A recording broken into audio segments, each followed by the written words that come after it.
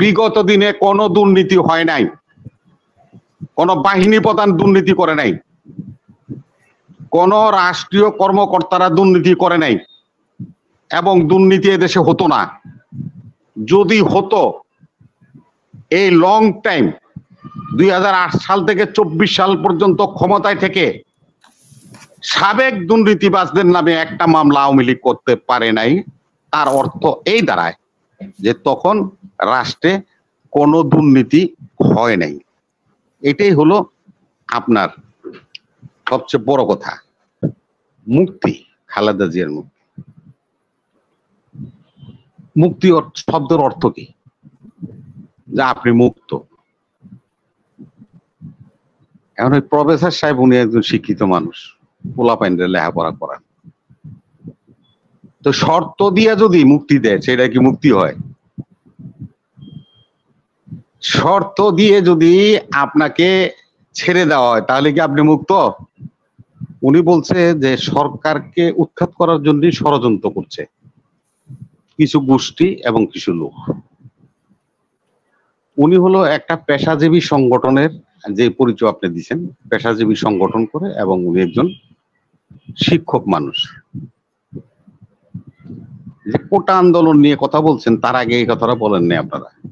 শিক্ষকরা প্রত্যয় পেনশনের বিরুদ্ধে আন্দোলন করছে এবং রাজপথে নামছে। সব আন্দোলনের পেছনে বিএনপির উস্কানি কেন? সেটাও তো একটা প্রশ্ন। যে উস্কানি, বিএনপি যদি ঢাকা বিশ্ববিদ্যালয়ের ভিসি কামাল সাহেবরা যদি উস্কানি দেয়, নজরুল ইসলাম সমিতির সভাপতি তারা যদি উস্কানি দিতে পারে, ওই যে আমাদের নোয়াখালী বিজ্ঞান বিশ্ববিদ্যালয়ের এই ভিসি সানবাই তারা যদি বিএনপি আর উস্কানি দেয়, আর এই জন্য যদি রাস্তায় নামে মানিক সাহেবেরা যদি উস্কানি দিতে পারে বিএনপি, তাহলে তো বিএনপি সাকসেস। এটাতে অরিড হওয়ার কি আছে?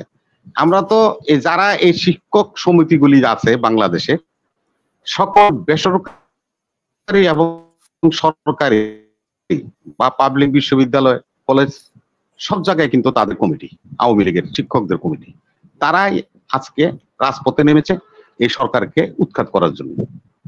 তারা কেন ষড়যন্ত্র করছে সরকার উৎখাত করার জন্য, আমার সেটা বোধগম্য নয়। তবে তো মাহমুদ ভাই কথা বলে, মাহমুদ ভাই অরিজিনাল কথা বলে না। এই যে বিরোধী দলের নেতা এখন যিনি নাকি সংসদে, জিএম কাদের সাহেব সেদিন একটা বক্তব্য রাখছে। উনি বলছে যে আওয়ামী লীগের লোকরা যখন দুর্নীতি নিয়ে কথা বলতেছে, ওনাকে কথা বলতে দিচ্ছে না, তখন উনি বলছে যে রাখেন আপনারা, হোসেন মোহাম্মদ এরশাদের সবচেয়ে বড় বেনিফিশিয়ারি হলো শেখ হাসিনা এবং আওয়ামী লীগ। হোসেন মোহাম্মদের কারণে আজকে আওয়ামী লীগ ক্ষমতায়, এবং তারা ফ্ল্যাগ উড়ে মন্ত্রী হয়ে রাস্তায় বের হয় এবং গাড়ি চালায়। এটা সেদিন সংসদে বলছে জিএম কাদের। এখন আপনার প্রফেসর সাহেবের কাছ থেকে তো আমরা বর্তমান বিষয় নিয়ে কথা বলতে চাইছিলাম, তো এগুলি কথা ঘুরে ওই পিছনে চলে যায়। হ্যাঁ, কারণ ওনাদের ওই স্বভাব হলো ওই জায়গায়। মুক্তি, খালেদা জিয়ার মুক্তি। মুক্তি শব্দের অর্থ কি? যে আপনি মুক্ত। এখন ওই প্রফেসর সাহেব উনি একজন শিক্ষিত মানুষ, পোলাপাইনরে লেখাপড়া করান, তো শর্ত দিয়ে যদি মুক্তি দেয় সেটা কি মুক্তি হয়? শর্ত দিয়ে যদি আপনাকে ছেড়ে দেওয়া হয় তাহলে কি আপনি মুক্ত? আপনাকে আমি জেলখানা থেকে ছেড়ে দিলাম, কিন্তু পাসপোর্ট জমা রাখতে হবে, শর্ত দিলেন, তাইলে কি আপনার মুক্ত হলাম আমি? এই আইনমন্ত্রী সাহেবের বাবার নাম হলো সিরাজুল হক। উনি আমাদের বাংলাদেশে আইন অঙ্গনের একটা বিশিষ্ট লোক ছিলেন, সিনিয়র হক। উনি আওয়ামী লীগ থেকে পদত্যাগ করে এরশাদের মামলার, মাহমুদ ভাই জানেন কিনা জানি না, মাহমুদ ভাই এরশাদের মামলার উনি প্রধান আইনজীবী ছিলেন, সিরাজুল হক সাহেব। তার ছেলে আনিসুল হক সাহেব, তার বউ নাই, পরিবার পরিজন নাই, তার একটা ব্যাংক আছে, তার টেলিভিশন আছে, তার হাজার হাজার কোটি টাকা আছে। এই টাকা নিয়ে কি সে কবরে যাইব? তার বাপে পারছে কবরে নিয়ে যেতে। তার মতো একজন আইনমন্ত্রী যদি এই ব্যাখ্যা দেন, শর্ত দিয়ে আপনি শর্ত উঠাই দেন, আপনি তো কোনো শর্ত ফিক্স আপ করছেন, আপনি বিদেশে চিকিৎসার জন্য যেতে পারবেন না, আপনি কোনো রাজনীতিতে অংশগ্রহণ করতে পারবেন না। তো শর্ত দিয়ে আবার মুক্তি হয় নাকি? এই সাধারণ বিষয়টা এই প্রফেসর সাহেবরা যদি বুঝতে না চায়, দুর্ভাগ্য। আজকে উনি পিছনের দিকে কিছু কথা বলছে, সেই জন্য আমার কাছে একটু টপিক্সের বাইরে যেতে হচ্ছে। আমি ক্ষমা চেয়ে নিলাম দর্শকদের কাছে। 111-এ জিয়া অর্পণার ট্রাস্টের মামলা হয়েছে। 111-এ বঙ্গবন্ধু কল্যাণ ট্রাস্টের নামেও মামলা হয়েছে। এবং আমি আপনাকে নির্দ্বিধায় বলি, প্রফেসর সাহেব লিখে রাখেন, এই শেখ মুজিবুর রহমান কল্যাণ ট্রাস্ট, সেই ট্রাস্টের মামলায় 2 জন সাক্ষী 164 দিছে, পুলিশের কাছে জবানবন্দি দিছে। একজন হলো প্রাইম ব্যাংকের চেয়ারম্যান আজম নাসির, আজম সরি নামটা আমার মনে আসতেছে না, আজমও আছে, তো প্রাইম ব্যাংকের চেয়ারম্যান, সে 164-এ জবানবন্দি দিয়েছে। এবং বর্তমান আওয়ামী লীগের প্রেসিডিয়াম সদস্য এবং শেখ পরিবারের সদস্য এমপি এই সেলিম সাহেব, তিনি 164-এ জবানবন্দি দিয়েছেন পুলিশের কাছে, আদালতে, যে মুজিব কল্যাণ ট্রাস্টে টাকা বা চাঁদা কিভাবে নিছে, তারা সেই চাঁদা দিত বা দিছে সেটা তারা তাদের স্বীকারোক্তিতে বলে গিয়েছে। সেই মামলাটা কোয়াশমেন্ট হয়ে গেল। আর জিয়া অর্পণার ট্রাস্টের মামলায় বেগম জিয়ার সাজা হয়ে গেল। নিম্ন আদালতে দিল 5 বছরের সাজা, মানুষ উপরে আদালতে যায় হলো রিলিফের জন্য, সে না আরো 5 বছর লাগাই দিছে।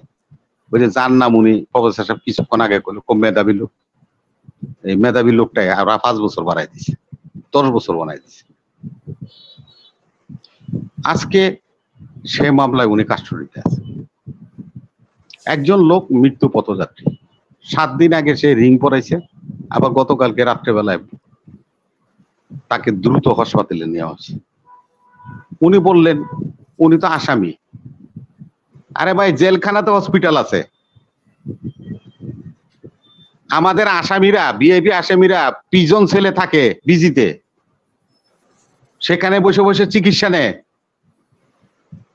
একজন আসামি তাহলে কি রাষ্ট্রের অধীনে থাকেন উনি, তার সকল কিছু দেখভাল করার দায়িত্ব সরকারের। জেলখানায় গেছেন কিনা জানি না, আমাগরে যখন জেলখানায় নেয় সকালবেলায় কেস ফাইলে যায়, সেখানে গেলে আমাদেরকে ওজন মাপে মেশিনে। আমি কত ওজন নিয়ে ভিতরে গেলাম, বাইরে হওয়ার সময় ওই মেশিনে পাড়া দিয়া আবার ওজন মাপে, তারপরে আমরা বাইরে হই। জেলখানাটাকে আপনি থুরি মেরে উড়াই দিলেন যে আসামি দেখে আপনার কিছু হবে না, এ কথাটা কিন্তু ঠিক না। জেল কোর্ট পড়েন, বুঝেন, তারপরে কথা বলেন। আপনি বলছেন যে 5 বছরের দুর্নীতির চ্যাম্পিয়ন হয়েছে। হ্যাঁ, 2001 সাল থেকে দুর্নীতির চ্যাম্পিয়ন হয়েছে। 5 বার পরক আগে আর 10 বার পরক, আমার আপত্তি নেই।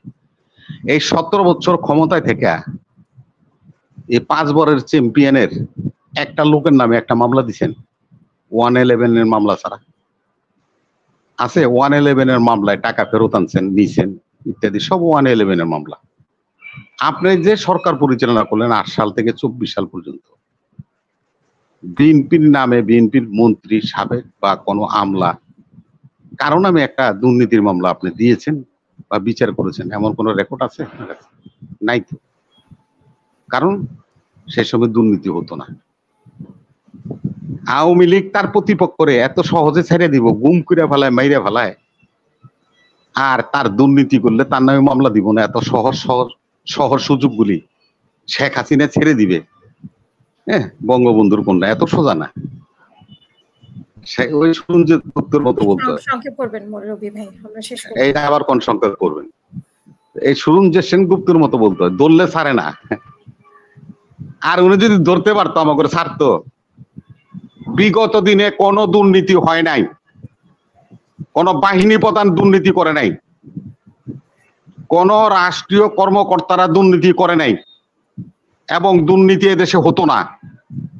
যদি হতো, এই লং টাইম 2008 সাল থেকে 24 সাল পর্যন্ত ক্ষমতায় থেকে সাবেক দুর্নীতিবাজদের নামে একটা মামলা আওয়ামী লীগ করতে পারে নাই। তার অর্থ এই দাঁড়ায় যে তখন রাষ্ট্রে কোনো দুর্নীতি হয় নাই। এটাই হলো আপনার সবচেয়ে বড় কথা। আজকে যে প্রফেসর সাহেব বলতেছে আন্দোলন নিয়ে, কোটা বিরোধী আন্দোলন, শিক্ষক তো কইলাম উনি শিক্ষক মানুষ, উনি কিছুক্ষণ আগে মিছিল করে আইছে। এই কিছুক্ষণ আগে প্রফেসর সাহেব মিছিল করে আইছে। উনি কি জানি ঢাকা বিশ্ববিদ্যালয় কলা ভবনের সামনে ব্যানার লয়ে আসিল, শেখ হাসিনার পতন চাইছে, এই কিছুক্ষণ আগে।